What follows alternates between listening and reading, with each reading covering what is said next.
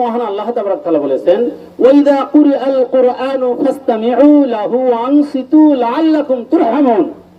সুবহানাল্লাহ, কি বলেন আল্লাহ পাক? ওয়াইদা যখন কুরিআল কুরআন সম্মানিত কালামুল্লাহ শরীফ তিলাওয়াত করা হয়, ফাসতামিউ তোমরা কি করো? শ্রবণ করো। ওয়া আনসিতু চুপ থাকো। লাআল্লাকুম তুরহামুন তোমাদের প্রতি কি হবে? শান্তি রহমত নাজিল হবে, ঠিক কি না? এই আয়াত শরীফ দ্বারা ইমামে আজম ইমাম আবু হানিফা রহমাতুল্লাহ আলাইহি উনি ইমামের পিছনে চুপ থাকা কি ওয়াজিব করে দিয়েছেন। এই আয়াত শরীফ দ্বারা আমাদের জন্য ওয়াজিব হয়েছে যে জায়গায় কালামুল্লাহ শরীফ তিলাওয়াত হবে, ধর্মীয় আলোচনা হবে, চুপ করে থাকতে হবে, নড়াচড়া যাবে না, ইতস্তত করা যাবে না, কথা বলা যাবে না। কি আপনারা বুঝতে পারছেন? তাহলে কি আমার কথা এখন কি আপনারা নড়াচড়া করবেন? এত সুন্দর একটা দামি মাহফিল, রহমতপূর্ণ, বরকতপূর্ণ, সকিনাপূর্ণ মাহফিল, আসমানের নিচে জমিনের উপরে এত দামি মাহফিল আর হইতে পারে না। দু একটা না, আমার কাছে শত শত দলিল আছে এই মাহফিলটা দামি। যেমন আমার নূর মোহাম্মদ ভাই ইতিপূর্বে আপনাদের কাছে এত সুন্দর একটা ওয়াকিয়া বলেছেন, অত্যন্ত মূল্যবান দামি ওয়াকিয়া বলেছেন যে একজন ব্যক্তি সারা বছরের আমল ভালো ছিল না, শুধু রবিউল আউয়াল শরীফ মাসকে তাজিম তাকরিম সম্মান করার কারণে তাকে আসমান থেকে ঘোষণা করা হলো, ওলি আল্লাহর খেতাব দেওয়া হলো। তাহলে এইটা যদি হয়ে থাকে একজন সাধারণ ব্যক্তির কথা, তাহলে আমরা যারা আল্লাহ পাকের হাবিবের কি খাস আওলাদের মুরিদ, আমরা যারা আল্লাহ পাকের হাবিবের সুন্নতি পোশাক পরে বসে আছি, আমরা মাহফিল মাজলিসে এসে উপস্থিত হয়েছি, তাহলে কি ওই ব্যক্তির চেয়ে আমাদের সম্মান কম? কখনোই না, লক্ষ কোটি গুণ বেশি, ঠিক কিনা? এই জন্য আমরা এত সম্মানিত, আমাদের একটু ফজিলত না বললে আপনারা বুঝতে পারবেন, আপনাদের ভালো লাগবে না। আল্লাহ পাকের হাবিব হুজুর পাক সাল্লাল্লাহু আলাইহি ওয়াসাল্লামের সাহাবী, চারজন সাহাবীর যিনি প্রধান, চারজন সাহাবীর যিনি শেষ সাহাবী হযরতে কাররামুল্লাহ ওয়াজহু আলাইহিস সালাম, ওনার থেকে বর্ণিত হাদিস শরীফ কি বলেছেন? মান আযযামা মাউলুদি ওয়া কানা সাবাবাল লিকিরাআতিহি লা ইয়াখরুজু মিনাদ দুনিয়া ইল্লা বিল ঈমানি ওয়া ইয়াদখুলুল জান্নাতা বিগাইরি হিসাব। বলুন সুবহানাল্লাহ। হযরত কাররামুল্লাহ ওয়াজহু আলাইহিস সালাম উনি বলেন, যে ব্যক্তি হাবিবুল্লাহ হুজুর পাক সাল্লাল্লাহু আলাইহি ওয়াসাল্লামের মিলাদ শরীফকে ইজ্জত সম্মান করলো এবং সামান্য কিছু অর্থ ব্যয় করলো, আল্লাহ পাক ওই ব্যক্তিকে দুনিয়া থেকে ঈমানের সাথে কি করবেন? বিদায় নেওয়ার ব্যবস্থা করবেন। সুবহানাল্লাহ। অর্থাৎ এই হাদিস শরীফে তাগিদ দিয়ে বলা হয়েছে লা ইয়াখরুজু মিনাদ দুনিয়া, তাকে বাইর করা হবে না, ইল্লা বিল ঈমান, ঈমান ব্যতীত, ওয়া ইয়াদখুলুল জান্নাতা বিগাইরি হিসাব, অবশ্যই তাকে বিনা হিসাবে জান্নাত দাখিল করা হবে। সুবহানাল্লাহ। এটা কিন্তু সহজ কথা নয়, অনেক বড় কথা। আমি চাচ্ছি আপনাদের সামনে একটু দালালিক আলোচনা করার জন্য, দলিল কিতাব থেকে আলোচনা করার জন্য সংক্ষিপ্ত দুইটি আয়াত শরীফ তেলাওয়াত করেছি, কিন্তু আপনাদের অ্যাটিটিউড দেখে আমার একটু কষ্ট হয়েছে। মাহফিল যত সুন্দর হবে, বক্তার আলোচনা তত ভালো হবে, মুসল্লি যত চুপ থাকবে, সুন্দর থাকবে, তত আল্লাহর রহমত, বরকত, সকিনা নাজিল হবে। এইটা যেমন তেমন কথা নয়। নবীদের নবী রাসূলুল্লাহ হাবিবুল্লাহ সাল্লাল্লাহু আলাইহি ওয়াসাল্লাম উনি আমাদের দেখতেছেন, রহমতের ফেরেশতারা চতুর্দিক থেকে আমাদের বিষ্টন করে বসে আছেন। এই জায়গায় যদি আমরা ইতস্তত করি, রহমতের পরিবর্তে জহমত বর্ষণ হবে। কথা কি বুঝতে পারছি আমরা? রহমতের পরিবর্তে জহমত বর্ষণ হবে। এই জন্য রহমতের মাহফিল মাজলিসে যেইটুকু সময় আপনারা থাকবেন, একটু ইতস্তত করবেন না। যাই হোক, আমি যেই বিষয়টা আপনাদের সামনে বলতে চাচ্ছিলাম, আমাদের কত সম্মান। হযরতে কাররামুল্লাহ ওয়াজহু আলাইহিস সালাম উনি বলেছেন যে লা ইয়াখরুজু মিনাদ দুনিয়া, এর একটা দৃষ্টান্ত আমি বলবো আপনাদের, জ্বলন্ত দৃষ্টান্ত আমার জীবনের ইতিহাস। 2009 সালে আমি দরবার শরীফে গেছি। সাইদুল আয়াত শরীফ মাহফিল শুরু হওয়ার মাসখানেক আগে পোস্টার সবকিছু হয়েছে। আমি 50টা ছোট নিয়েছি, ওই যে লোগোগুলা বিভিন্ন জায়গায় আমরা যেগুলো লাগাই, নিয়েছি। আলিসান শরীফ নিয়েছি, বায়নাত শরীফ নিয়েছি, অনেক কিছু নিয়ে আমি উদ্দেশ্য আমার ছিল কুড়িগ্রামে যাব, কুড়িগ্রাম উলিপুরে যাব। অনেক বড় কথা, শর্টে বলতেছি, ব্যবসার জন্য। সেখানে উলিপুরের সর্বশ্রেষ্ঠ ধনী ব্যক্তি, তার সাথে বড় বড় লেক নিয়ে ব্যবসা করবে, আগে আমার চুক্তি হয়েছে। আমি আলমগীর ভাইয়ের সাথে পরামর্শ করলাম এবং তার ছোট ভাই আমাকে পথগুলো বাতলাই দিল, সামিলির যে গাড়ি চলছে। তো আমি নামাজ পড়লাম, যেহেতু মুসাফির 2 রাকাত ফরজ 3 রাকাত বেতে। বাসে উঠে দেখি যে গান বাজতেছে, আমি তসবিহ নিয়ে জিকির করতে করতে ঘুমায় পড়ছি। আর বাসের সামনের বাম দিকের সিটটা আমার ছিল। অনেক বড় কথা শর্টে বলতেছি, প্রায় 50টা বাস তালাশ করছি, আমি সিট পাই নাই, সব পিছনে মাঝখানে। আর আমার একই ইচ্ছা, আমি অনেক দূরে যাবো, সামনে বসবো। জাজ্জলমান সত্য কথা বলতেছি, মিথ্যা নয়। ওলি আল্লাহদের কারামত মিথ্যা নয়। অনুরোধ, আপনাদের পায়ে ধরে বলি, দিলের কানে কথাটা শোনো। আমরা যে জান্নাতে যাব, আমাদের মর্যাদা কত, আমাদের সম্মান কত, এইটুকু শোনো। হুজুর কিবলার কাছ থেকে বিদায় নিয়েছি, ওনারা বলে দিলেন, সেই মতো অনুযায়ী মাহমুদ মুর্শিদ কিবলা সালাম দানের কথা বলেছেন। ওনারা বললেন, তাহলে আপনি অনেক দূরে যাবেন, দান করে বাড়ান। তো গেটের ইয়াতে দান করে বাড়াইছি। রাত 12টার কাছাকাছি যমুনা সেতুর কয়েক কিলো আগে, আমি তো ঘুমের মধ্যেই আছি, জিকির করতে করতে ঘুমায় গেছি। আমার গাড়িটা আমার সাইডটাই একটা গাছে মারে দিছে শীতের সময়। এমন ভাবে মারছে, ওই গাড়ির 12 আনা যাত্রী, কারো মাজা ভেঙেছে, কারো পা ভেঙেছে, হাত ভেঙেছে, চোখ মুখ ছিলে গেছে, কেউ না কেউ একটা সামান্য আসর হলেও লাগেছে। সৃষ্টিকর্তা খালিক মালিক রব মহান আল্লাহ তাআলার কসম করে বলতেছি, আমি জানি না, আমি জানি না। তো হুট করে আমার খেয়াল হলো আমি উপর হয়ে আছি, আমার ধারণা গাড়ি হয়তো পানিতে পড়ে গেছে, আমি মরে যাব। মাত্র 2 থেকে 2.5 সেকেন্ডের ভিতরে আমি কলেমা পড়ে নিয়েছি, আমি নিশ্চিত মারা গেছি। আমি কিন্তু চোখ খুলি নাই, আমার তন্দ্রার ভিতরে দেখছি যে আমি যেহেতু পড়ে গেছি, গাড়িটা হয়তো খালে পড়ে গেছে। কারণ 2 পাশে তো ঢাকার শহরে আসতে পানি, নর্দমা জায়গায়, নিচা জায়গায়, আমি ধারণা করে নিয়েছি মরে গেছি, এখন আমার মৃত্যু। সঙ্গে সঙ্গে আমি কলেমা শরীফ পড়ে নিয়েছি। এরপরেই 1 সেকেন্ড বা হয়তো 1.5 সেকেন্ডের ভিতরে একটা কার্টন এসে আমার উপরে পড়লো। গাড়ি তো কাত হয়ে আছে, কার্টনটা উপরে পড়লো। তখন আমি হুট করে মাথা উত্তোলন করে দেখি সকল মানুষ বাইর হয়ে গেছে, আমি একাই আছি বাসের ভিতর। আমার হুঁশ হলো, আমি তাকাই দিয়ে বের হয়ে আসলাম। বের হয়ে এসে আমার জিনিসপত্র ছিল, লাগেজে যা কিছু ছিল সবকিছু ছিল গাড়ির পিছনের বক্সে। সাইদুল আইশ শরীফের আপনার হলো লিফলেট, পোস্টার, বায়নাত শরীফ, আল ইহসান শরীফ, তারপরে আপনার আত-তাকিমুশ শামসী ক্যালেন্ডার সব ছিল। তো চিন্তা করতেছি, এমন জায়গায় গাড়ির 3 ভাগের 1 ভাগ পাকার উপরে আছে আর 3 ভাগ খালি আছে, আরেকটা গাড়ি এসে মারে দিবে। তো ভয়ে কাঁপতেছি, মানুষ কাঁপতেছে, কান্নাকাটি, রোনাজারি, অন্য একটা অবস্থা। আমি আল্লাহ আল্লাহ করতেছি, মনে মধ্যে মাহমুদ মুর্শিদ কিবলা আলাইহিস সালামকে স্মরণ করতেছি। হঠাৎ করে আরেকটা গাড়ি আসে, এই গাড়ির পিছনে মেরে দিল। ওই গাড়ি ডান দিকে পড়ে গেল। এমন ভাবে চোখাচোখি তো দেখার কিছু নেই, অন্ধকার, ঘন কুয়াশা। খোদার কুদরত, এই গাড়ির বক্স খুলে গেল। যাওয়ার সাথে সব মালপত্র আমি পেয়ে গেলাম। আস্তে করে ওখান থেকে সরে চলে গেলাম। নিমিষের মধ্যে ঢাকা রাস্তা যানজট সৃষ্টি হয়ে গেল। আমার ওকেটা বলার উদ্দেশ্য একটাই, দেখেন যে আমি একটা মানুষ, আমি আমাকে বোঝানোর জন্য বলতেছি না। ওলি আল্লাহদের কেরামত, সাইদুল আইশের ফজিলত, আমি সাইদুল আইশের জিনিসগুলো নিয়ে আসতেন, আমার এটাই আমার দৃঢ় বিশ্বাস। এই জন্য আল্লাহ পাক আমাকে এইভাবে বাঁচিয়েছেন যে সেখানে আমার কলমা আমি পড়ে নিয়েছি, সুবহানাল্লাহ, কালেমা শরীফ পড়ে নিয়েছি। তাহলে এইটা যদি অকেয়া হয়ে থাকে, কি আমরা মনে করছি না যে আমার আপনার কলেমা নসিব হবে না? মনে করছি কি এটা? এরকম কি মনে করা যাবে? আখলিস দীনাকা ইয়াকফিকাল আমালুল কলিল, তোমার ঈমানকে খাঁটি করো, অল্প আমলে নাজাতের জন্য যথেষ্ট হবে। আমার ঈমানকে খালিস করতে হবে, নিশ্চিত সাইদুল আয়াত শরীফ পালন করলে আমার কলেমা নসিব হবে, হবেই। এটাই তার জ্বলন্ত প্রমাণ, ঠিক কি না? মিথ্যা বলা যাবে? মিথ্যা বলে ওয়াজ করা প্রয়োজন আছে? আল্লাহ পাকের হাবিব কি বলছেন? মান হাদাসা আন্নী বিহাদিসিন ফাহুয়া আন্নাহু কাযিবুন, কেউ যদি আমার থেকে কোন হাদিস বর্ণনা করার সময় বলে যে এটা মিথ্যা হতে পারে, আল্লাহ পাকের হাবিব বলছেন সে অবশ্যই মিথ্যাবাদী। ঠিক।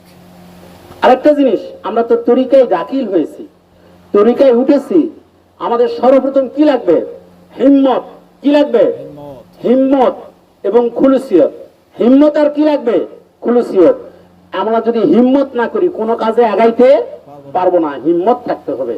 এখন দেখা যাচ্ছে অনেকেই ফতোয়া দিচ্ছে যে ঈদে মিলাদুন নবী সাল্লাল্লাহু আলাইহি ওয়াসাল্লাম বিদআত, ঠিক না? শিরক, হারাম, নিষিদ্ধ, ওই কথায় কান দিলে আমার চলবে? মহান আল্লাহ তাবারক তাআলা সম্মানিত কালামুল্লাহ শরীফ আমাদেরকে দিয়েছেন কত? 114 খানি সূরা, 6666 আয়াত শরীফ, 540টা রুকু। এখান থেকে ছোট্ট দুইটা আড়াই আয়াত শরীফ আমি আপনাদের সামনে তেলাওয়াত করেছি। অনেক আয়াত শরীফ আমরা জানি, ওইগুলো বলতেছি না। এই দুই আয়াত আপনারা শুনুন আমার কাছে। আল্লাহ পাক কি বলেন? ওয়াম্মা বিনিমাতি রাব্বিকা ফাহাদিস। হে আমার হাবিব সাল্লাল্লাহু আলাইহি ওয়াসাল্লাম, আপনি কায়নাতবাসীকে জানাই দেন, ওয়াম্মা বিনিমাতি রাব্বিকা, আপনার রবের পক্ষ থেকে যে নিয়ামত কায়নাতবাসীকে দেওয়া হলো, ফাহাদিস, এইটা যেন আমার বান্দারা, আপনার উম্মতেরা বর্ণনা করে। বলেন সুবহানাল্লাহ। আজকে সেইটাই মাহফিল, আজকে কি এইটাই মাহফিল, আম্মা বিনিমাতি রাব্বিকা ফাহাদিস। আজকে সেইটাই মাহফিল। ঈদে মিলাদুন নবী সাল্লাল্লাহু আলাইহি ওয়াসাল্লাম শুধু ফরজই নয়, ফরজ আইনেরও ফরজ আইনেরও ফরজ আইন।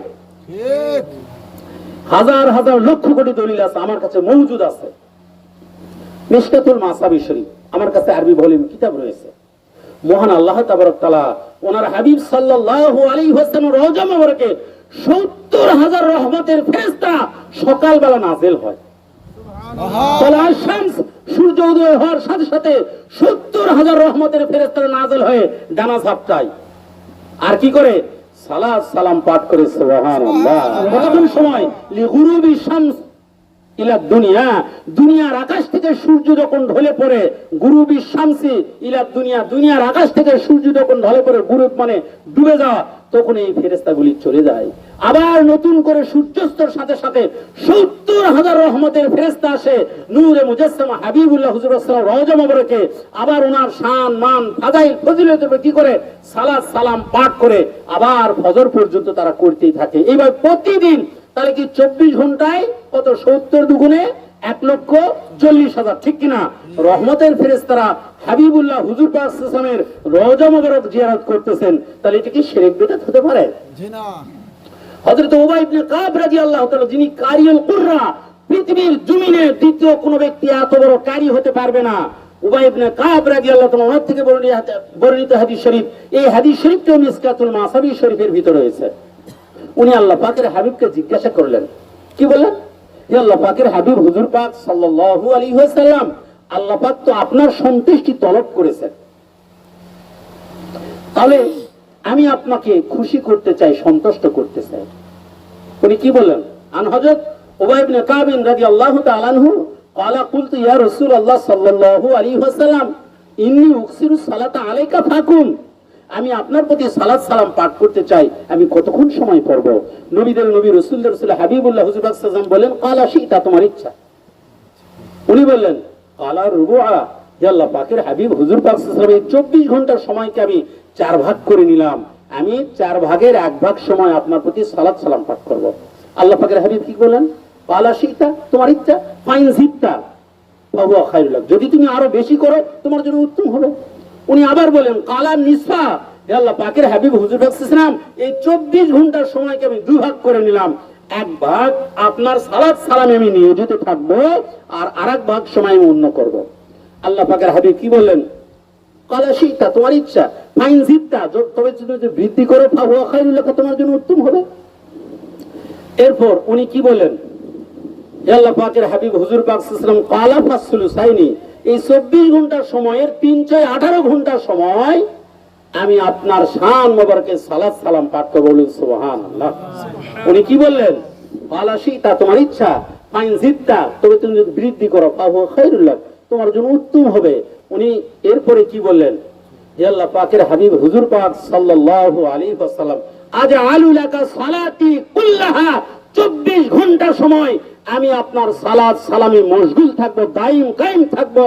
আল্লাহ পাকের হাবিব হুজুর পাক সাল্লাল্লাহু আলাইহি ওয়াসাল্লাম বলেন, ক্বালা ইযান তুফা হাম্মুক ওয়া ইউকাফিরু লাকা যামবুক, হে উবাই ইবনে কাব রাদিয়াল্লাহু তাআলা আনহু, তুমি যদি এটা করতে পারো, তোমার সমস্ত জীবনের গুনাহ খাতাগুলো ক্ষমা করা হবে, তোমার সমস্ত নেক মাকসুদ কি করা হবে? পূরণ করা হবে। বলেন সুবহানাল্লাহ। আরেকটা জিনিস, তাফসীরের কিছু নিয়ম সিস্টেম আছে, সম্মানিত কালামুল্লাহ শরীফের তাফসীরের কিছু নিয়ম সিস্টেম আছে, যেখানে আল্লাহ পাকের সম্মান হয় সেখানেই রাসূল সাল্লাল্লাহু আলাইহি ওয়াসাল্লামের সম্মান হয়, যেখানে রাসূল সাল্লাল্লাহু আলাইহি ওয়াসাল্লামের সম্মান হয় সেখানে আল্লাহ পাকের সম্মান হয়। বলেন সুবহানাল্লাহ। আলহামদুলিল্লাহর ভিতরে আপনারা কি বলতে পারেন আল্লাহ রাসূলের প্রশংসা নাই? এইটার ভিতরে আছে, কারণ তাফসীরের নিয়ম হলো যেই জায়গায় আল্লাহর শান হবে সেই জায়গায় রাসূলের শান হবে, যেই জায়গায় রাসূলের শান হবে সেই জায়গায় আল্লাহর শান হবে। সুবহানাল্লাহ। তাহলে আল্লাহ পাক কি বললেন? ওয়াম্মা বিনি'মাতি রাব্বিকা ফাহাদ্দিস। আমার হাবিব সাল্লাল্লাহু আলাইহি ওয়াসাল্লাম আপনি বলুন আমার বান্দা আপনার উম্মতেরা জানো আপনাকে পাওয়ার কারণে ওয়াম্মা বিনি'মাতি রাব্বিকা নিয়ামত পাওয়ার কারণে শুকরিয়া আদায় করে। সম্মানিত ভাইরা, এই পৃথিবীর জমিনে আল্লাহ পাকের হাবিব হুজুর পাক সাল্লাল্লাহু আলাইহি ওয়াসাল্লাম বড় কি আর নিয়ামত আছে কি? আপনারা বিশ্বাস করেন বড় নিয়ামত আছে কি? পশ্চিম কালে নাই, উনি সমস্ত নিয়ামতের যাবে, উনি সমস্ত নিয়ামতের মাকাম। বলেন সুবহানাল্লাহ। এই যে আল্লাহ পাক বলেন মাইয়িতির রাসূল ফাকাদ আতা আল্লাহ ওয়া মান তাওয়াল্লা ফামা আরসালনাকা আলাইহিম হাফিজা। মহান আল্লাহ তাআলা বললেন মাইয়িতির রাসূল, রাসূল সাল্লাল্লাহু আলাইহি সাল্লাম আমার বান্দারা যারা আপনার ইতাআত করলো অনুসরণ করলো ফাকাদ আতা আল্লাহ অবশ্যই তারা আমি আল্লাহ পাকের অনুসরণে ইতাআত করলো। সুবহানাল্লাহ। আমার সাল্লাকা আলাইহিম হাফিজা, আর যারা আপনার ইতাআত অনুসরণ করলো না হে আল্লাহ পাকের হাবিব হুজুর পাক সাল্লাল্লাহু আলাইহি ওয়াসাল্লাম আমি তাদের হেফাজতের জন্য আপনাকে পাঠাই নাই। বলেন নাউজুবিল্লাহ নাউজুবিল্লাহ নাউজুবিল্লাহ। তা আল্লাহ পাক বলে দিয়েছেন যারা আপনার ইজ্জত সম্মান ফাজাইল ফজিলত সম্মান মানবে না আমি তাদের হেফাজত করার জন্য আপনাকে পাঠাই নাই। সুবহানাল্লাহ। কি আয়াতের ব্যাখ্যা আমরা বুঝতে পারলাম? শোনো ভাইরা, ব্যাখ্যা বুঝতে হবে, ইতুসিত করা এদিক সেদিক করা যাবে না। আরেকটা জিনিস সূরা নূর থেকে আরেকটা আয়াত শরীফ তিলাওয়াত করেছি, ফি বুয়ুতিন আযিনাল্লাহু আন তুরফা ওয়া ইযকারা ফিহা ইসমু ইউসাব্বিহু লাহু ফিহা বিল গুদুবি ওয়াল আসার। মহান আল্লাহ তাআলা বলেন ফি বুয়ুতিন আযিনাল্লাহু আন তুরফা। হে আমার হাবিব সাল্লাল্লাহু আলাইহি ওয়াসাল্লাম আপনি ঘোষণা করে দেন প্রত্যেকটা বাড়িতে বাড়িতে ফি বুয়ুতিন আযিনাল্লাহ আমি আল্লাহ পাক এবং আপনার যেন সানাসিফত করে ফি বুয়ুতিন আযিনাল্লাহু আন তুরফা আন তুরফা ওয়া ইযকারা ফিহা ইসমু। এখানে রাসূল সাল্লাল্লাহু আলাইহি ওয়াসাল্লাম সম্পর্কে ইন্ডিকেট করা হয়েছে আপনাকে পাওয়ার কারণে যেন আমার বান্দারা আপনার উম্মতেরা প্রত্যেকটা ঘরে ঘরে বাড়িতে বাড়িতে কি করে ওরা ফাআনা লাকা যিকরা। এই তুরফার ব্যাখ্যাটা এখানে এইভাবেই নিয়ে আসা হয়েছে, প্রত্যেক বাড়িতে বাড়িতে ঘরে ঘরে কতক্ষণ করবে বিল গুদুবি ওয়াল আসাল, সকাল সন্ধ্যায় আল্লাহ পাকের হাবিব হুজুর পাক সাল্লাল্লাহু আলাইহি ওয়াসাল্লামের শান মান ফাজাইল ফজিলত নিয়ে আলোচনা করবে। সুবহানাল্লাহ। এই জন্য আমরা যে আল্লাহ পাকের হাবিব হুজুর পাক সাল্লাল্লাহু আলাইহি ওয়াসাল্লামের শান মান ফাজাইল ফজিলতের মাহফিল মাজলিসে বসেছি, আমি বলতে পারি যে আমরা যারা বসেছি আমরা যারা উপস্থিত হয়েছি আমরা সকলেই নিশ্চিত আমরা যদি এই আকীদার উপরে থাকি, এই বিশ্বাস এই মতের উপরে থাকি, যদি আমাদের কি শ্রুত না হয় আমাদের আমলের ভিতরে কম বেশি হতে পারে, আমরা নিশ্চিত সকলেই নাজাতি নাজাতি নাজাতি। ঠিক কিনা? বিশ্বাস আছে অন্তরে 100% আমরা নাজাতি। আল্লাহ পাক আমাদেরকে কি করে দিবেন? বিনা হিসেবে জান্নাতুল ফেরদাউসের মেহমানদারি করাবেন। সুবহানাল্লাহ। এই জন্য অবশ্যই আমরা ঈদে মিলাদুন নবী সাল্লাল্লাহু আলাইহি সাল্লাম নিয়ে যত ব্যক্তির চুচিরা কিলো কাল থাক আমরা এগুলো মানব না। চুপ থাকেন, কথা বলবেন না। যত এর চুচিরা কিলো কাল থাক আমরা মানব না। আরেকটা জিনিস হিম্মত আর ইখলাস। কি বলেছি? হিম্মত আর ইখলাস। এই হিম্মত আর ইখলাসের একটা ওয়াকিয়া বলে আপনাদের বোঝা সহজ হবে। হিম্মত আর ইখলাস এর একটা শর্টে ওয়াকিয়া বলবো, আগে পিছে ছেড়ে দিয়ে মাঝখানে শুধু জিসটা বোঝানোর জন্য। সেইটা হচ্ছে শাম দেশের এক ব্যক্তি, সিরিয়ার এক ব্যক্তি পথ দিয়ে যাচ্ছে, যুবক মানুষ একটু আলাভোলা। তো কিতাবের মধ্যে আসছে, তো তার চোখের সামনে পড়লো দুইটা শারক মারামারি লাগছে। শারক পাখি, এই যে বড় বড় পাখিগুলা, শারক পাখি মারামারি লাগছে। তো একটা পাখি আর একটা পাখিকে মানে গর্তের ভিতরে ছোট একটা খালের মতো গর্তের ভিতরে ফেলাই দিয়ে পা দিয়ে মাটি টানে দিচ্ছে, তাকে দাফন করে দিবে। এটা দেখে তার মৃত্যুর কথা স্মরণ হয়ে গেল। কি হলো? মৃত্যুর কথা স্মরণ হলো। মৃত্যুর কথা স্মরণ হয়ে সঙ্গে সঙ্গে তার আল্লাহ পাকের জিকির স্মরণ হয়ে গেল যে আমাকে তো মরতে হবে, এই কবরে যেতে হবে, একটা পাখি আর একটা পাখি তাকে কবরে বসায় দিচ্ছে, আমার উপরে তো মাটি দেবে। স্মরণ হয়ে গেল, চিন্তা করলে কোথায় পাবো, কোথায় যাব। তো এখন যে এরকমভাবে মানে পীরতরিকের উপরে, বায়াতের উপরে মানুষকে কটাক্ষ করে বায়াত হওয়া যাবে না, বাবা মানে বড় পীর, এই কথাগুলো সেই যুগে কিন্তু ছিল না। সকলের মুখে মুখে একই একটা বিষয় ছিল যে বায়াত হতে হবে, এবং প্রত্যেকটা মানুষ সেই সময় বায়াতই ছিল, কোনো না কোনো তরিকতের হাতে হাত তার ছিল। এই বিষয়টা নিয়ে উনি চিন্তা করলেন এবং উনি ওনার জীবনটাকে নিয়ে হাহুতাশ করা শুরু করলেন, আল্লাহ পাকের জিকির শুরু করে দিলেন। খুঁজতে খুঁজতে যেমন আমাদের বিভিন্ন জায়গা থাকে, তাই বড় একটা নদী, নদীর উপরে ব্রিজ আছে, তার নিচে কিছু সেই সময় মানুষ বাণিজ্য কাফালা করতে আসে, এমন জায়গায় উপস্থিত হলো। সেখানে যায় দেখ আল্লাহ পাকের একজন বিশেষ শ্রেণীর মজ্জুব বান্দা আল্লাহ পাকের জিকির করতেছে, তার চোখ থেকে পানি পড়তেছে। উনি মনে করলেন এই জায়গায় যদি আমি দাঁড়াই আমার কোনো ব্যবস্থা হয়ে যাবে। উনি ওই জায়গায় দাঁড়ালেন, দীর্ঘ সময় দাঁড়ায় আছেন, হুজুরের সাথে কথা বলবেন, আল্লাহ পাকের জিকির উনি শুরু করবেন, নাজাতের পথ নিবেন। এইবার অনেক সময় অতিবাহিত হলো, ওই ব্যক্তি ধ্যানভঙ্গ করে না, এই ব্যক্তি ওই জায়গা ত্যাগ করে না, কারণ তার ভিতরে কি ছিল, খুলুসিয়ত পয়দা হয়ে গেল যে অবশ্যই আমাকে আল্লাহ পাককে হাসিল করতে হবে। এক নম্বর কি খুলুসিয়ত, দুই নম্বর কি হিম্মত। খুলুসিয়ত হয়ে গেল, উনি হিম্মত ও মনের সাথে এটা করে নিলেন। এরপরে আল্লাহ পাকের ওলি কুদরতিভাবে তার কি চক্ষু খুলে গেল, দেখতেছে একজন ব্যক্তি। ওই ব্যক্তি দেখলেন আমার দিকে চেয়েছে, তাকে সালাম দিয়ে হাত ধরে বলছে হুজুর আপনি আমাকে বায়াত করান, আল্লাহ পাককে আমাকে চিনায় দেন। তিনি বলল যে আল্লাহ পাককে পেতে হলে দুইটা জিনিস লাগবে, এক নম্বর খুলুসিয়ত, দুই নম্বর হিম্মত। তবে আমি তোমাকে আল্লাহ পাককে পেয়ে দেওয়ার ব্যবস্থা করতে পারি, এটা ঠিক, তবে তোমার কাজ হলো এই বর্তমান সময় যে বাদশা, এই বাদশার মেয়েকে বিয়ে করতে হবে। তুমি যদি বাদশার মেয়েকে বিবাহ করতে পারো তাহলে আমি তোমাকে ব্যবস্থা করে দেবো, তুমি আল্লাহ পাককে পেয়ে যাবে। উনি আশ্চর্য হয়ে গেলেন, আমি একটা গরিব মানুষ, দিন আনি দিন খাই, ক্ষেত মজুর, আমি কেমন করে বাদশার মেয়েকে বিয়ে করার প্রস্তাব দিব? আমি তো বাদশার মেয়েকে বিয়ে করার প্রস্তাব দিলে বাদশা আমাকে শেষ করে ফেলে দিবে, আমার জানে মেরে ফেলবে। তখন ইনি বললে যার হিম্মত নাই তার আল্লাহ পাওয়ার যোগ্যতা নাই। ঠিক কথা ভালো করে বোঝেন, যার হিম্মত নাই তার আল্লাহ পাওয়ার যোগ্যতা নাই, তুমি সরাও, তোমাকে বায়াত করানো যাবে না। উনি বলেন হুজুর দয়া করে আপনি আমার জন্য দোয়া করুন, আমি এই চললাম, বাদশার কাছে যাব, আমি মরে যাই, আমি আমার হিম্মত প্রমাণ করবো নিয়ে আসবো। আল্লাহ পাকের বান্দা ছুটলেন বাদশার বাড়িতে। বাদশার বাড়িতে গিয়ে দেখে বাদশাহ রাজকার্য পরিচালনা করছে।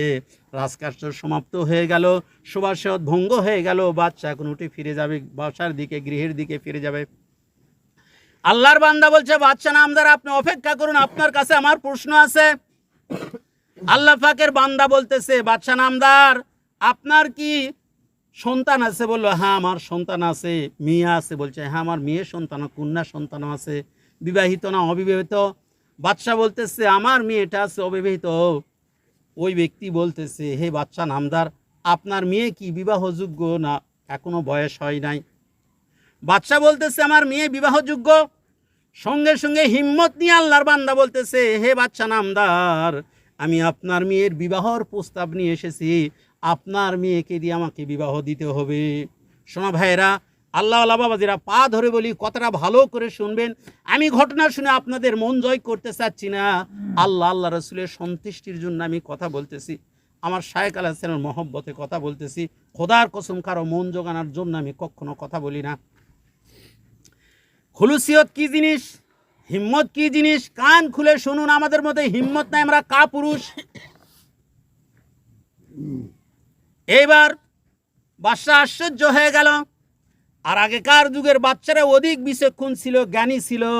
মাজ্জুব ব্যক্তি দেখলে, আল্লাহর বান্দা দেখলে তাদের ভিতরে ভয় হতো, না জানি এর মধ্যে কিছু আছে। এইবার বাদশা থেমে গেলেন, কি করবেন? এদিক সেদিক তাকে উজিরকে দেখতে পাচ্ছে। বাচ্চা উজিরকে ডাক দিল, উজির তুমি আমার কাছে আসো, এই যে পাগলা কি বলে আমার মেয়েকে বিবাহ করতে চাই। উজির এসে দেখছে ওই আল্লাহ পাকের বান্দা জিকির করতেছে, চোখ দিয়ে টস টস করে পানি ঝরতেছে, জিকির করতেছে, টস টস করে পানি ঝরতেছে, বাচ্চার সামনে দাঁড়ায় আছে। উজির চিনে নিল এই ব্যক্তি তো সাধারণ ব্যক্তি নয়, তবে যেহেতু গরিব মানুষ, আল্লাহওয়ালা বান্দা, একে দিয়ে তো বিবাহ দেওয়া যাবে না। এবার বাচ্চার কানে কানে বললো বাদশা নামদার আপনি একটা শর্ত দিন, গরিব মানুষ, তার তো ধন সম্পদ নাই, বিবাহ তো দেওয়া যাবে না যেহেতু বাদশা জাদি, এই জন্য আপনি বলুন ওই ব্যক্তি যদি 7টা মানিক দিতে পারে, একটা মানিক 7 রাজার ধন, তাহলে তাকে দিয়ে আপনার মেয়েকে বিয়ে দিবেন, নসে দেওয়া যাবে না? বাচ্চা বলে, হ্যাঁ, পরামর্শটা অত্যন্ত ভালো, তাই তো কথা ঠিক, আমি তাকে নাও করব না, হাও করা হবে না, এবং কথার মাধ্যম দিয়ে তাকে তাড়িয়ে দেওয়া যাবে, এইটাই ঠিক। বাচ্চা উচিত পরামর্শ মনে করে এইবার বলতেছে, রে পাগল, হে বিবাহ প্রস্তাব দানকারী ব্যক্তি, তোমার জন্য আমার শর্ত রয়েছে, যেহেতু আমি বাদশাহ, ধনী মানুষ, ধনীর সাথে ধনীর বিবাহ হয়, তোমাকে দিয়ে আমি বিবাহ দিব, কোনো সমস্যা নাই, তবে তোমাকে 7টি মানিক দিতে হবে আমাকে। পাগল বলতেছে, হে বাদশাহ নামদার, যুবক বলতেছে, হে বাদশাহ নামদার, দয়া করে বলুন বলুন মানিক কোথায় পাওয়া যায়? এইবার বলা হলো, হে পাগল, মানিক পাওয়া যায় সমুদ্রে পানির নিচে। বলে, সত্যিই তাই, ঠিক বলতেছেন বাদশাহ। বাদশাহ বলতেছে, হ্যাঁ। উজিরে বলছে, হ্যাঁ, সঠিক, পানির নিচে সমুদ্রের তলদেশে মানিক আছে, এছাড়া দুনিয়ার কোথাও মানিক পাওয়া যায় না, একটা মানিকে 7 রাজার ধন থাকে। বলে, ঠিক আছে, চিন্তার কোনো কারণ নাই, আপনারা আমাকে সময় দেন, আমি মানিক নিয়ে আসে বিবাহ করব। ওই যে শায়েক বলেছে, তার হুজুর বলেছে, মাজ্জুব ব্যক্তি বলেছে, হিম্মত লাগবে, খুলুসিয়াত লাগবে। এই বান্দার ভিতরে হিম্মত পয়দা হয়ে গেছে, খুলুসিয়াত পয়দা হয়ে গেছে। এইবার সমুদ্রের কিনারে যায়, এইবার কি করতেছে, এক হাতে পানি সিঁচা শুরু করতেছে, আল্লাহর জিকির করার পানি সিঁচে, আল্লাহ আল্লাহ জিকির করার পানি সিঁচে। এই যে অলি আল্লাহর আমাদেরকে জিকির দিয়ে থাকেন, আমি মামদু মুর্শিদ কিবলা ইসলাম কাউল শরীফ প্রায় শুনে থাকি, যেই ব্যক্তির ভিতরে জিকির নাই, শত চেষ্টা করলে তার ভিতরে খুলুসিয়াত আসবে না। জিকির করে পানি সিঁচে আল্লাহ পাকের রহমতের দরিয়ায় জোশ মারে গেছে, দীর্ঘদিন হয়ে গেল। আল্লাহর বান্দার অন্তরের ভিতরে আল্লাহ পাকের কি জিকির চলতেছে, পানি সিঁচতেছে, হিম্মত করেছে সমুদ্র শুকায়ে, পানি সিঁচে সমুদ্র শুকাই দিয়ে সেখান থেকে মানিক নিয়ে বাদশাহ জাদিকে বিবাহ করবে। আচ্ছা, এটা কি সম্ভব? কি ভাই সম্ভব? আর কথা বলেন না কেন? কষ্ট হচ্ছে আপনাদের? অল্প সময়, নির্দিষ্ট সময় যা দিছে তারই মধ্যে শেষ করব। এইবার মানিক নিবে, কয়েকদিন হয়ে গেল, দুনিয়ার ব্যাপারে কোনো সন্তান যদি পিতা মাতার সাথে আড়ি ধরে, আমরা বাদ ধরা বলি, এরপরে বাদ অনুবাদ বিভিন্ন ভাষায় কথাগুলা বলা হয়ে থাকে, জেদ ধরলে যতই কষ্ট, বাবা মা সন্তানকে জিনিস দেয় কিনা, দেয়। মোটর সাইকেল নিস না, বা তুই অ্যাক্সিডেন্ট করবো, একটাই আমার সন্তান, দয়া করে তুই মোটর সাইকেল নিস না। ওই ছেলে বলছে, বাবারে মোটর সাইকেল যদি না দাও তাহলে আমি এসএসসি পরীক্ষা দিব না। মায়ের কাছে বলতেছে, মোটর সাইকেল না দিলে এসএসসি পরীক্ষা দিব না। বোনের কাছে বলতেছে, মোটর সাইকেল না দিলে এসএসসি পরীক্ষা দিব না। দুলা ভাইকে বলতেছে, মোটর সাইকেল না দিলে এসএসসি পরীক্ষা দিব না। বাপ চিন্তা করছে, আমার একটাই ছেলে, আমি জজ ব্যারিস্টার বানাবো, একটাই ছেলে, আমি উচ্চ শিক্ষিত বানাবো। আমার ছেলে যদি পরীক্ষা না দেয় তাহলে তো হবে না, ঠিক কিনা? ছেলে মকে বুঝে লিছে, এবার মোটর সাইকেল দিয়েছে, তাই না? আল্লাহর বান্দা আল্লাহর কাছে খুলুসিয়াতের সাথে হিম্মত করে আল্লাহর নাম জিকির করতেছে, পানি সিঁচতেছে। সিরিয়ার পাগল এবার আল্লাহ পাক এলহাম করলেন, এলকা করলেন, শাম দেশের একজন বিশেষ মাজ্জুব ব্যক্তি ওলি আল্লাহকে বললেন, হে আমার বন্ধু আরিফ বিল্লাহ, ওই যে দেখো পাগল সমুদ্র শুকাইতে চায়, আমার সমুদ্র তো কোশ্চিন কালেও শুকানো সম্ভব নয়, আমার কুদরতের পানি সেখানে বিরাজ করতেছে, তুমি যাও যাও, তার কিছু মানিকের দরকার, তাকে মানিক দিয়ে আসো। এবার আল্লাহ পাকের বান্দা চলে আসলে এখানে আসে, ওই মাজ্জুব ওই যুবক পাগলের কাছে বসে গেলে বলল, ভাই তুমি কি করতেছ? বলে, আমি এই সমুদ্র শুকাইব। কি করবে তুমি সমুদ্র শুকায়ে? বলছে, আমি সমুদ্রের পানি নিয়ে, আমি পানি শুকায়ে সমুদ্রের ভিতর থেকে মানিক তুলে বাদশাহ আজাদিকে বিবাহ করব। এবার আল্লাহর ওলি হাসতে হাসতে বলছে, রে বোকা, এই সমুদ্র কি হাত দিয়ে পানি তুলে শুকানো যাবে? কলকবজা দিয়ে শুকানো যাবে? আল্লাহ পাকের কুদরতের পানি 3 ভাগ জল 1 ভাগ স্থল, এইটা তো শুকানো সম্ভব নয়। উনি বাম হাতে ধাক্কা মারে বলছে, যাও যাও, তোমার মতো কাপুরুষ দরবেশের আমার দরকার নাই, যার হিম্মত নাই, তার খুলিয়েছেত নাই, তার কোনো কাম নাই। দেখছেন অন্তরটা কি পয়দা হয়ে গেছে? ওলি আল্লাহ বলতে, থাক, চল যাও, তুমি সরো, গেট আউট, গেট আউট, চল যাও, তোমার ভিতরে কি আছে মিয়া? খুলিয়েছেত পয়দা করো, হিম্মত করো, আল্লাহ দিবেই। সুবহানাল্লাহ, সুবহানাল্লাহ। খুলুসিয়াত পয়দা করে নিয়েছেন। এইবার ওই আল্লাহর বান্দা হাসে, মুস্কি মুস্কি হাসে আর বলে, ভাই রে, শোনো শোনো, তুমি রাগ করো না, যদি বিনে কষ্টে আমি তোমাকে কিছু দিতে পারি। বলতে সম্ভব নয়। বাদশা বলেছে সমুদ্রের তলদেশে থাকে সেই মানিক, সেইটা আমাকে নিতে হবে। এইবার বলছে তুমি তোমার গামছাটা বিছাও। এইবার উনি ওনার গামছাটা বিছে দিল। মাজুব পাগল গামছাটা বিছানোর সাথে সাথে 1 নয় 2 নয় 40টি মানিক আল্লাহ পাকের কুদরত থেকে ওই মাজুব পাগলকে দেওয়া হয়ে গেল। এবার পাগল গামছাই করে সব ব্যান্ডেলে বলছে তোমার আমার দরকার নাই, আমি বিবাহ করতে যাব, আমি আল্লাহকে পাবো।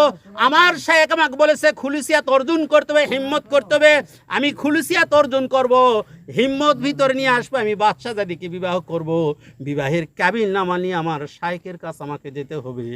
এইবার আল্লাহ পাকের বান্দা ওইটা নিয়ে আর তার দিকেও যে দিল তার দিকেও আর তাকাচ্ছে না। মানুষ যখন সম্পদ পায় তখন কি আর ডানে বামে দেখে? যখন সম্পদ থাকে না তখন দেখে। কি কথা ঠিক কি না? দেখে নাকি? এটাই নিয়ম। এইবার নিয়ে চলে গেছে বাচ্চার সামনে। বাচ্চায় তাকায় দেখে হতবাক হয়ে গেল। পাগল তো প্রায় 40 দিন যাবৎ ছিল না, আমার মাথা ঠান্ডা ছিল। আজকে পাগল আসছে, গামছাই যেন কি যেন দেখা যাচ্ছে ঘাড়ে বেঁধে নিয়ে আসছে। এই পাগল তো আবার জ্বালানা শুরু করলো। কি করা যায়? উজিরকে ডাকছে, উজির আসো, পাগল তো চলে আসছে, কিভাবে তুমি কি করবে? পাগলকে থামাও। এবার পাগল বলতেছে, হে উজির, হে বাদশা নামদার, তোমরা আমার কাছে যা চেয়েছিলে আমি তা নিয়ে এসেছি, তাড়াতাড়ি করে তোমার মেয়ে দিয়ে আমার বিবাহের ব্যবস্থা করো। এবার উজির গামছা খুলে গুনতে থাকে। 1 নয় 2 নয় 40টা মানিক গামছার ভিতরে রয়েছে। সুবহানাল্লাহ। উজির আশ্চর্য হয়ে গেল। আজা বলতেছে, পাগল তুমি অপেক্ষা করো, যেহেতু আমার মেয়ে অনুমতি নিতে হবে, আমি মেয়ের কাছ থেকে অনুমতি নিয়ে আসি। এবার মেয়ের কাছে যাই, অনুমতি চাইলো, বললো মা রে, এরকম একটা পাগলের সাথে কথা দিয়েছিলাম, 60টা মানিক দিতে পারলে তোমাকে দিয়ে আমি বিবাহ দিব। এই পাগলামি দেখে আমি বলেছিলাম রে মা, সেই পাগল তো 40টা মানিক নিয়ে আসে মা, আমি তো তোমার জীবন নষ্ট করতে পারি না। কি পিতামাতা পারে কি নষ্ট করতে? মেয়ে বলতেছে, বাবা রে, সেই পাগল কেমন? বাদশা বলতেছে, পাগল তো দিনদার আল্লাহওয়ালা, সব সময় আল্লাহর জিকির করে, তার চোখ থেকে টস টস করে পানি বয়ে পড়ে। বলছে, বাবা এইটা সাধারণ পাগল নয়, তবে আমার একটা শর্ত আছে, পাগলকে বলো ওই পাগল যদি জান্নাতে যায় আল্লাহকে হাসিল করতে পারে, পাগল কি আমাকে জান্নাতে যাওয়ার আল্লাহ হাসিল করার ব্যবস্থা করে দিবে। পাগল যদি এইটা ব্যবস্থা করে দেয় তাহলে আমি পাগলের সাথে বিবাহ বসবো। এইবার বাদশা এসে বলতেছে, পাগল তোমাকে দিয়ে আমি যার সাথে বিবাহ দিব সেইটা শর্ত দিয়েছে, এইটা আমার শর্ত নয়, তুমি পূরণ করবে কি না? পাগল বলতেছে, আল্লাহ পাক যদি আমাকে কবুল করে আমি আমার স্ত্রীকে আমি সেইটাই ব্যবস্থা করে দিব। সুবহানাল্লাহ। বিবাহ হয়ে গেল। পাগলা কাবিল নামালিয়ে বলছে, বাদশা তোমার সব কিছু পড়ে থাকলো, তোমার সব মেয়ে পড়ে থাকলো, তোমার মেয়ের দরকার নাই, আমার বইয়ের দরকার নাই, কারো দরকার নাই, আমার আল্লাহ হাসিলের দরকার। কাবিল নামালিয়ে ছুটতেছে ওই ওলি আল্লাহর কাছে। এবার ওলি আল্লাহকে যাই বলতেছে, এ আমার শায়েখ, এই যে আমি কাবিল নামা নিয়ে আসছি, আপনি বলেছেন হিম্মতে আল্লাহকে পাওয়া যাবে, খুলুসিয়াত লাগবে, আমি নিয়ে এসেছি। সঙ্গে সঙ্গে ওলি আল্লাহ দেখে আশ্চর্য হয়ে গেলেন, তাকে ফয়েজ তাওয়াজ্জু দিয়ে সরাসরি আল্লাহ পাকের সঙ্গে জিয়ারত করাই দিলেন। বলেন সুবহানাল্লাহ। আমার ওকে এটা বলার একটাই হচ্ছে, আমাদের মধ্যে হিম্মত লাগবে, আর একটা কি লাগবে? খুলুসিয়াত লাগবে। এই জন্য আমরা হিম্মত আর খুলুসিয়াত পয়দা করব। এটা কোথায় পয়দা করা যাবে হিম্মত আর খুলুসিয়াত? ঢাকা রাজারবাগের মামদু মুর্শিদ কিবলা আলাইহিস সালাম ওনার কদমে যে যদি আমরা বায়াত হই, ওনার আদেশ নিষেধগুলো যদি আমরা হাকিকিভাবে পালন করি, তাহলে এই খুলুসিয়াত পয়দা হবে। নচেত খুলুসিয়াত পয়দা করা যাবে না, হিম্মতও ভিতরে আসবে না। এই হিম্মতের সময় কত? তাহলে এই খুলুসিয়াত পয়দা করতে গেলে কোথায় যেতে হবে? সবাই বলি, কোথায় যেতে হবে? ঢাকা রাজারবাগের মামদু মুর্শিদ কিবলা আলাইহিস সালাম, যার মহব্বতে আমরা এতক্ষণ বসে আছি। আমরা হাবিবুল্লাহ হুজুর পাক সাল্লাম কেমন করেছিলাম, ওনার সম্মান ফাজাইল ফজিল কেমন করে জানলাম, ঢাকা রাজারবাগে মামদু মুর্শিদ কিবলা আলাইহিস সালাম ওনার মাধ্যম দিয়ে জানেছে, ঠিক কিনা? ওনার, তাহলে ওনাকে চিনতে হবে না? আমি নিয়ামত খাচ্ছি, সেই নিয়ামতের বিষয়টা আমাকে ভাবতে হবে না? এই সাহেবে নিয়ামত, উনি সমস্ত নিয়ামতগুলো আমাদেরকে এইভাবে উনি দিচ্ছেন, বন্টন করতেছেন। উনি আওলাদ রাসূল হাবিবুল্লাহ হুজুর পাক সাল্লাল্লাহু আলাইহি ওয়াসাল্লামের বংশধর। আর বংশধর হাবিবুল্লাহ হুজুর সালাম ওনার বংশধর। আমাকে 9টা থেকে 9:30 ভিতরে শেষ করে বলতে, আমি তারও আগে শেষকে দিব যদি গরম চলতেছে। ওনার বিষয়টা একটা বলি, আমি একটা হাদিস শরীফ প্রায় অনেক দিন আগে থেকে বলি, আমার প্রতিদিন প্রতি ঘন্টায় ঘন্টায় মিনিটে মিনিটে সপ্তাহে সপ্তাহে মনে হয় এই হাদিস শরীফটা আমার জিকির যেন হয়ে গেছে। মুজাদ্দিদ আলফি সানি রহমতুল্লাহ আলাইহি ওনার মামদুজির কাউল শরীফ শুনেছি। ওনার পিতার নাম হচ্ছে শায়েখ আব্দুল আহাদ রহমতুল্লাহ আলাইহ। ওনার যখন বেসাল শরীফের সময় হয়, উনি মুজাদ্দিদ আলফে সানি রহমতুল্লাহকে বলেছিলেন যে বৎস, আমার অন্তরে আমি আহলে বাইতের মহব্বত পোষণ করতেছি। সুবহানাল্লাহ। কোন সময়? মৃত্যুর সময়। কার মহব্বত? আহলে বাইতের মহব্বত পোষণ করতেছে। মুজাদ্দিদ আলফে সানি রহমতুল্লাহ পরবর্তী জীবনে আসে, উনি যখন বুঝতে পারেন, তখন উনি বুঝলেন যে সত্যি একটা মানুষের বাঁচার যাবতীয় যা মূল মন্ত্র আহলু বাইতিন লা ইউকাসু বিনা আহাদিন। আল্লাহ পাকের হাবিব বলছেন, নাহনু আহলু বাইতিন, আমার যারা বংশধর এর আহলে বাইত, লা ইউকাসু বিনা আহাদিন, পৃথিবীর জমিনে এদের সাথে কারো তুলনা করা যাবে না। সুবহানাল্লাহ। এখন ওনাকে বলে থাকে হযরতে সিদ্দিক আকবর রাদিয়াল্লাহু তাআলা আনহু, উনি প্রধান সাহাবী, প্রথম সাহাবী, ওনার মর্যাদা মর্তবা হইতে কি আওলাদের রাসূলের চেয়ে বড়। সোনা ভাইয়েরা, একটু বোঝার চেষ্টা করি, নতুন শুনতেছি তো অন্তরে কষ্ট হতে পারে, যেহেতু না বোঝার কারণে। হাবিবুল্লাহ হুজুর পাক সাল্লাল্লাহু আলাইহি ওয়াসাল্লামের সাহাবীকে আবু বকর সিদ্দিক রাদিয়াল্লাহু তাআলা আর অন্যান্য সকলেই, আর ওনার সন্তান কারা? ইমাম হাসান আলাইহিস সালাম, ইমাম হুসাইন আলাইহিস সালাম, মা ফাতেমাতু জাহরা আলাইহিস সালাম, ওনারা, ঠিক কি না? ঠিক। আচ্ছা, সন্তান আর দলের লোক কি সমান হবে? কখনোই না। ভালো করে বোঝেন। আচ্ছা, তারেক জিয়া আর খালেদা জিয়া, এখন এইগুলো বলা লাগবে, ওই পিরিয়ডটা চলে গেছে। আচ্ছা, এখন খালেদা জিয়ার মরার পর কি হবে? তারেক জিয়া, ঠিক কিনা? ঠিক। কেননা এটা তার পিরিয়ড চলতেছে, এখন শুরু হয়নি, হতে পারে বা নাও হতে পারে, একটা দৃষ্টান্ত বলতেছি। কিন্তু দলের অন্য যে যত বড়, ফখরুলের এত জেল খাটতেছে, আর ওরা এত জেল খাটতেছে, কেউ কি তারেক জিয়ার সমান মান দিবে? না। ভালো করে বুঝি, দুনিয়ার দৃষ্টান্ত কথা বলার জন্য। এই জন্য আওলাদের রসুলটা এক্সেপশনাল, আলাদা। ওনারা কোরআন শরীফের আয়াতের মতো। ভালো করে ভাই, ঘটনা নয়, বিষয়গুলো দৃষ্টা অন্তরে নিয়ে আসি, এলিম অর্জন করি, এলিম অর্জন করে নিয়ে আসি। কি হচ্ছে? মক্কা শরীফে আয়াত শরীফ, মদিনা শরীফে আয়াত শরীফ। আল্লাহ পাকের হাবিবের শানে মক্কা শরীফে আয়াত নাজিল হয়েছে, মদিনা শরীফে আয়াত নাজিল হচ্ছে। মক্কা শরীফের যে আয়াতগুলো বিশেষ কারণে তার মত হুকুম পরিবর্তন করা হয়েছে, মদিনা শরীফ যে হয়েছে, বলেন সুবহানাল্লাহ। ওই আয়াত শরীফ দিয়ে, আয়াত শরীফের কিছু কিছু বিষয়গুলো, আয়াত শরীফ আছে, নামাজে পড়লে কি ফজিলত আছে, নামাজ হবে, সব ঠিক আছে, কিন্তু হুকুম কি হয়ে গেছে? স্থগিত হয়ে গেছে। পরবর্তী আয়াত শরীফটা হুকুম বাস্তবায়ন। তদ্রূপ আহলে বাইত যারা ওলি আল্লাহ, তারা কোরআন শরীফ ওই নাসেক আয়াতের মতো, যেমন মানসুক আয়াত, যারা ইবাদত বন্দেগী ভালো নয়, যাদের মধ্যে দিনদার নাই, তারাও আহলে বাইত হতে পারে, আওলাদের রাসূল হতে পারে, তাদের আমরা হুকুম আদেশ মানব না। আহলে বাইতের ভিতরে যারা ওই নাসেক আয়াতের মতো, আল্লাহ পাকের হাবিবের মহব্বত যাদের অন্তর আছে, এদেরকে আমাদের মানতে হবে। কথা বুঝতে পারছেন? এটা আমার মূল বুঝাতে চেষ্টা করতেছিলাম। আর একটা জিনিস, আল্লাহ পাকের হাবিব হুজুর পাক সাল্লাল্লাহু আলাইহি ওয়াসাল্লাম 24 ঘন্টা ওনার যারা আহলু বাইত, ওনাকে কি করেন? ওনাদের উনি চোখের সামনে রাখেন, ওনাকে চোখের সামনে রাখেন। অনেক ঘটনা আছে, তার মধ্যে একটি ঘটনা বলি আপনাদের, এটা বলে শেষ করি। সেটা হচ্ছে যে একদা আহলু বাইত আওলাদ রাসূল সাল্লাল্লাহু আলাইহি সাল্লাম একজন, উনি আওলাদ রাসূলের মহব্বতে আলী ঈসা ইবনে উজির নামের মধ্যে একটু কম বেশি আছে, কিতাবে ওয়াকিয়াতে আসছে, এটা মামদুজির মুখ থেকে অনেকবার শুনেছি। উনি প্রতি রমজান মাসে 5,000 টাকা করে ভাতা, যত উনি আহলে বাইতেরকে চিনতেন সবাইকে দিতেন। আলী ঈসা ইবনে উজির উনি দিতেন, এটা ওনার রাজকোষ থেকে উনি দিতেন।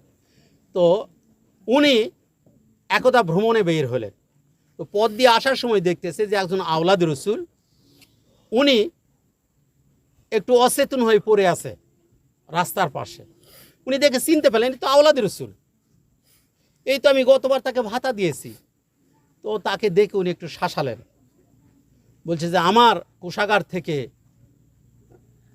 এই কাজের জন্য ভাতা, তুমি সামনে বছর আসো, তোমাকে দেখাবো। এবার পরে বছর যখন সময় হলো, রমজান মাস আসলো, প্রতি রমজান মাসে উনি ভাতা দান, সহি কিতাবের ওয়াকিয়া, অবিশ্বাস করলে ঈমান থাকবে না। এই আওলাদ রাসূলকে আলী ঈসা ইবনে উজির একটু ধমক দিলেন। কি করলেন? ধমক দিলেন যে তুমি টাকা নিয়ে যায় এই করো, রাস্তায় পড়ে থাকো, এইগুলো পান করো, এটা তো হতে পারে না, তুমি যাও, তোমাকে টাকা দেওয়া যাবে না। উনি অপমানিত হয়ে চলে গেলেন, বাসায় ফিরে গেলেন। ওই দিনেই, ওই রাত্রেই আল্লাহ পাকের হাবিব হুজুর পাক সাল্লাল্লাহু আলাইহি সাল্লাম আলী ঈসা ইবনে উজিরের সাথে কি দিলেন? সাক্ষাৎ দিলেন। ওনাকে বললেন, হে আলী ঈসা ইবনে উজির, আমি কি মদ্যপান করি? নাউজুবিল্লাহ, নাউজুবিল্লাহ। উনি আশ্চর্য হয়ে গেলেন। উনি কি আশ্চর্য হয়ে গেলেন, মানে উনি একবারে হতচকিত হয়ে, ইয়া রাসূলুল্লাহ সাল্লাল্লাহু আলাইহি ওয়াসাল্লাম আপনি কি বলছেন, দয়া করে আপনি আমাকে ক্ষমা করুন। তাহলে এটাই যদি না হয়ে থাকে, গতকাল আমার আওলাদ তোমার কাছে আসছিল, তুমি তাকে ভাতা দাও নাই? উনি বলেন, হে আল্লাহ পাকের হাবিব হুজুর পাক সাল্লাল্লাহু আলাইহি ওয়াসাল্লাম, আমি তো আপনার মহব্বতেই দিয়ে থাকি, তাহলে কেন দিলেন না? বলে, সে তো এই অবস্থায় আছে, তো হোক না কেন, আমি তো আর পান করি না, সে করে, তো এই জন্য তুমি আমার সম্মানেতে তাকে দাওনি কেন? একটা বিষয় দেখেন, ওনারা এমন আওলাদ যে অচেতন হয়ে পড়ে আছে, তাকে উনি দেখতেছেন। সুবহানাল্লাহ। প্রত্যেকটা যত কত বাজে, আচ্ছা, তো যত আওলাদের রাসূল পৃথিবীর জমিনে আছে, আল্লাহ পাকের হাবিব হুজুর পাক সাল্লাল্লাহু আলাইহি ওয়াসাল্লাম সকলকে দেখতেছেন। এবং যারা আওলাদের রাসূল সাল্লাল্লাহু আলাইহি ওয়াসাল্লামের গোলাম মহব্বতী, এদেরকেও দেখেন। সুবহানাল্লাহ। হাজার হাজার ওকে আছে যারা আওলাদের রাসূলের গোলাম, যারা আওলাদের রাসূলের মহব্বতী, যারা আওলাদের রাসূলকে ভালোবাসে, আল্লাহ পাকের হাবিব হুজুর পাক সাল্লাল্লাহু আলাইহি ওয়াসাল্লাম এদেরকেও ভালোবাসেন। সুবহানাল্লাহ। ওদেরকে, ওনাদেরকে যেরকম ভালোবাসেন, এদেরকেও আমাদেরকে অনুরূপ একইভাবে ভালোবাসেন। তো এই জন্য আমরা আওলাদ রাসূল সাল্লাল্লাহু আলাইহি সাল্লামের হাতে হাত দিয়ে বায়াত হওয়ার সুযোগ পেয়েছি, তৌফিক পেয়েছি। পৃথিবীর জমিনে এর চেয়ে বড় কিছু পাওয়া নয়। সাতবক আসমান জমিনে একজন ব্যক্তির হাতের মুঠোয় আলে জানা হতো, আওলাদ রাসূলকে পাওয়ার কারণে তার চেয়ে বড় হয়েছে। সুবহানাল্লাহ। একজন ব্যক্তিকে যদি একদিকে সাতবক আসমান জমিন দেওয়া হয়, একজন খালেস দিনদার পরহেজগার ব্যক্তিকে, আর একদিকে যদি জাহান্নাম দেওয়া হয়, ওই ব্যক্তি বলবে, সাতবক আসমান জমিন আমার কাছে একটা বকরির লাদির সমান দাম নাই, আমি এটা নিব না, আমি জান্নাত নিব। ঠিক কিনা? ঠিক। কথাটা ভালো করে দৃষ্টান্ত বুঝতে পারছেন আপনারা? এই জন্য আওলাদ রাসূল সাল্লাল্লাহু আলাইহি ওয়াসাল্লাম পাওয়া, আর যারা আওলাদ রাসূল সাল্লাল্লাহু আলাইহি ওয়াসাল্লাম পায়নি, এদের সাতবক আসমান জমিন পেলেও কি এর সাথে সামঞ্জস্য হবে না, কারণ ওরা হচ্ছে মূল। এইটা আল্লাহ পাকের হাবিব হুজুর পাক সাল্লাল্লাহু আলাইহি ওয়াসাল্লাম জারির ইবনে আব্দুল বাজালির বর্ণিত হাদিস শরীফ রয়েছে, যারা আওলাদ রাসূলকে মহব্বত করবে, আল্লাহ পাক এদের মৃত্যুর সময় শহীদি মৃত্যু দান করবে। সুবহানাল্লাহ। এবং এদের মৃত্যুর সময় তওবা নসিব হবে। সুবহানাল্লাহ। এদের মৃত্যুর সময় মালাকুল মউত এসে বাশশারাহু মালাকুল মাউতি বিল জান্নাতে সুম্মা মুনকারা ওয়া নাকিরা, মুনকার নাকির ফেরেশতাদের জান্নাতের সুসংবাদ দান করবে। সুবহানাল্লাহ। আবার এদের কেমন ভাবে সাজানো হবে, ইউযাফু ইলাল জান্নাতি কামা তুযাফুল উরুস ইলা বাইতি যাওজিহা, কবরে তাদের এমন ভাবে গালিচা বিছাই দেওয়া হবে যেমন নতুন দুলহা দুলহানিকে বুসানে দাও। সুবহানাল্লাহ। শেষের দিকে বলা হচ্ছে, যারা আওলাদের রাসূলের মহব্বত করবে, ভালোবাসবে, এদের কবরগুলো রহমতের ফেরেশতারা তোয়াব করবেন। সুবহানাল্লাহ। এদের জিয়ারতগার বানাবে। সুবহানাল্লাহ। এবং যারা আওলাদের রাসূলকে মহব্বত করবে, এদের কবরের সাথে জান্নাতের সাথে আল্লাহ পাক কি করে দিবেন, সুরঙ্গ পথ তৈরি করে দিবেন। সুবহানাল্লাহ। শেষে 9টা বিষয় বলা হয়েছে, এর 9 নম্বর বিষয়টা হচ্ছে যে ওই ব্যক্তি আহলে সুন্নত ওয়াল জামাতের আকীদায় ইন্তিকাল করবে। সুবহানাল্লাহ। তো আজকে আমরা এই মাহফিলের মাধ্যম দিয়ে যেইটা জানলাম, বুঝলাম, এবং আল্লাহ পাক আমাদের মুখ থেকে যেইটুক বের করে দিলেন, আল্লাহ পাক যা চেয়েছেন আমাদের আকল সমঝ দিয়ে আমরা সবাই সেইটা আপনাদের বুঝাতে চেয়েছি। তবে আমি আপনাদের অনুরোধ করব, দয়া করে আমরা আহলে বাইত রাসূল সাল্লাল্লাহু আলাইহি ওয়াসাল্লাম, আওলাদ রাসূল, ঢাকা রাজারবাগের মামদু মুর্শিদ কিবলা ইসলাম, ওনার প্রতি এখনো যাদের হুসনে জুন কুম আছে, অনেকেই বিভিন্ন মত বিভিন্ন কথাগুলো বলে থাকেন, দয়া করে আপনারা কি করবেন, অন্তর থেকে সরে নেবেন। কারণ আমরা আল্লাহ পাককে চিনেছি, আল্লাহ পাকের হাবিবকে চিনেছি ঢাকা রাজারবাগের মামদু মুর্শিদ কিবলা ইসলাম ওনার মাধ্যম দিয়ে। তাহলে যিনি আমার মা, তার সম্মান করা লাগবে না? মায়ের সম্মান না করলে কি হয়, কোন ইবাদত কবুল হবে? আল্লাহ পাক পিতা মাতাকে রব বলেছেন, অকুর রব্বির হামহুমা, রব বলে নাই? তাহলে বাবা মা যদি এইটা হয়, যিনি আমাকে চিনালেন, বাবা মার চেয়ে সর্বোচ্চ সম্মান একজন বিশেষ ছিলেন ওলি আল্লাহর বান্দা, তাহলে তার সম্মান করা লাগবে না? আওলাদ আরও সম্মান বেশি। এই জন্য আমরা সকলেই আহলে বাইত রাসূল সাল্লাল্লাহু আলাইহি ওয়াসাল্লাম মামদু মুর্শিদ, উনি আমাদের যা আদেশ করেন, যা নিষেধ করেন, আমরা সেগুলো হুবহুভাবে পালন করার চেষ্টা করি। আর আমরা সকলেই চেষ্টা করি দরবার শরীফে গিয়ে আমরা সাইদুল আয়াত শরীফ পালন করব। আর আমরা যারা দরবার শরীফে যেতে পারবো না, নওগাঁতেও সাইদুল আয়াত শরীফ 12 শরীফ পালন করা হবে। বাদ ফজর মাহবুব ভাইয়ের হাজী আব্দুর রহমান অটো রাইস থেকে র্যালি হবে, তবারুকের আয়োজন থাকবে, এবং ফজরের নামাজের হয়তো আধা ঘন্টা বা 1 ঘন্টা পরে র্যালি বাইর হবে। আমরা চেষ্টা করব আগা দিন সন্ধ্যার থেকে সেখানে যে উপস্থিত থাকার, শরিক থাকার, রাতের খানা আছে, সকালের খানা আছে। আর যদি এটা সম্ভব না হয়, তাহলে আমরা ভোরবেলায় সেখানে যাব, আমরা বিশেষ তবারক খেয়ে আমরা র্যালি করব। নওগাঁর ভিতরেই শুধু মাত্র 12টি স্পট হবে। নওগাঁ থেকে প্রথম সান্তাহার দিয়ে শুরু হবে, নওগাঁ বালুডাঙ্গা বাস স্ট্যান্ড সহ 12টা স্পট করে আবার ঘোরা হবে, মানে আমাদের যাত্রাটা বন্ধ হবে। যারা আমরা দরবার শরীফ যাব, এটা আলহামদুলিল্লাহ আল্লাহ পাকের পক্ষ থেকে বিশেষ নিয়ামত। আর যদি আমরা যারা দরবার শরীফে যেতে পারবো না, তাহলে যদি আমরা এখানে যাই, তা আমাদের পূর্ণ 12 শরীফ পালন করা যেটা ফজিলত, আল্লাহ পাক অবশ্যই আমাদেরকে দান করবে। ওয়া আখিরুদ দাওয়ানা আলহামদুলিল্লাহি রাব্বিল আলামিন।